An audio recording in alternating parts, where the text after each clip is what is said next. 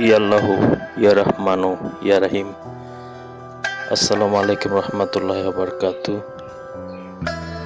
প্রিয় আশিক ও জাকির ভাইগণ, ধর্মপ্রাণ মুসলমান ভাই বোনগণ, আজকে একটি টপিক নিয়ে আলোচনা করব, সেটা হচ্ছে সেজদা সম্পর্কে।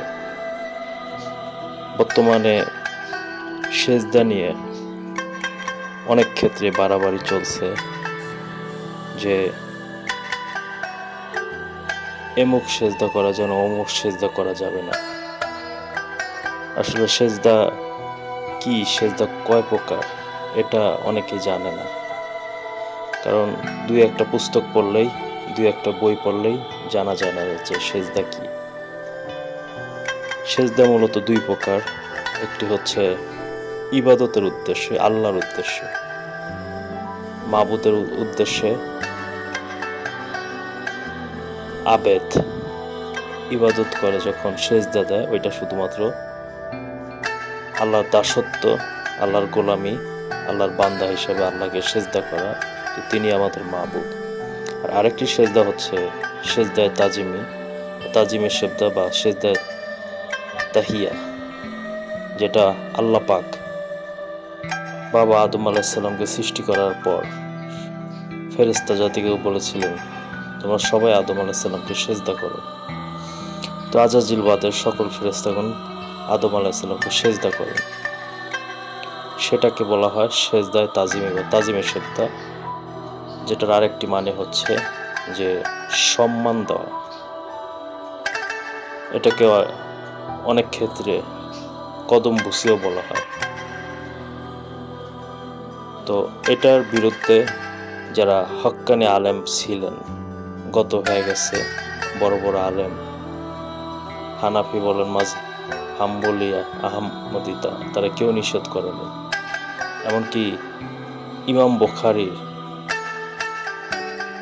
কিতাব আছে আদাবুল মুফরাদ, সেই জায়গাও আছে সেজদা তাজিমি সেজদা করা যাবে, প্রমাণও আছে।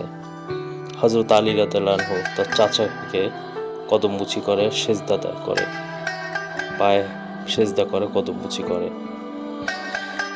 আমি কিছু দলিল আপনাদের পেশ করছি, আপনারা ভালো করে দলিলগুলো পড়েন, তাহলে বুঝতে পারবেন, প্রমাণ হয়ে যাবে।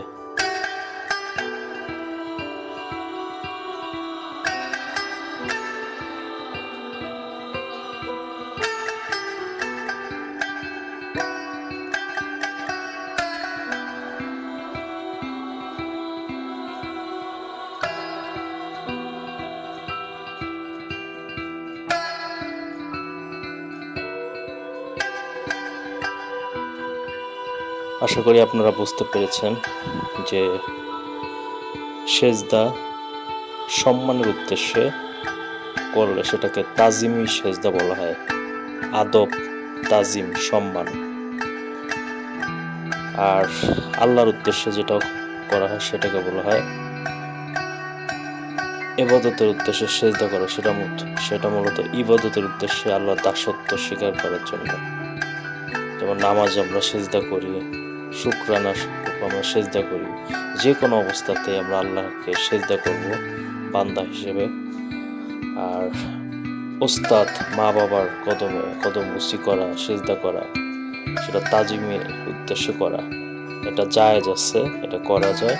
তো এটার বিরুদ্ধে যাওয়া যাবে না, এটার বিরুদ্ধে বাড়াবাড়িও করা যাবে না। তো আমি কিতাব থেকে বললাম, এবার কিতাবের রেফারেন্সগুলো দিলাম। আপনারা আশা করি রেফারেন্সগুলো দেখে বুঝতে পেরেছেন যে এই কিতাবগুলো বিখ্যাত কিতাব, যা খণ্ডন করা যাবে না। তো সবচেয়ে বড় কথা, হযরত ইউসুফ আলাইহিস সালামকেও কিন্তু তার ভাইরা একটা সময় সেজদা করেছিলেন। সেটা কি ইবাদতের উদ্দেশ্যে করা হয়েছে নাকি তার ভাইয়ের প্রতি সম্মান দেখানোর উদ্দেশ্যে? আপনারাই বলেন, আপনারা চিন্তা করেন। আর আদম আলাইহিস সালামকে সেজদা করছে, সেটা কি ইবাদতের উদ্দেশ্যে করছে নাকি তাকে সম্মান করার জন্য করছে? তো আমাদের দয়াল নবীজি কেউ অনেক সাহাবীগণ সেজদা করছে, যেটাকে সম্মান সূচক বলা হয়। ঠিক আছে, দয়াল নবীর শানের সম্মানের জন্য সেজদা করছে। কদম বুসি করছে। তো বর্তমান জামানায় কামেল মোকামেল অলি আল্লাহদের কদমে সেজদা করা বা পদচুম্বন করা, পায়ে চুম্বন করা, এটা কিন্তু সেজদা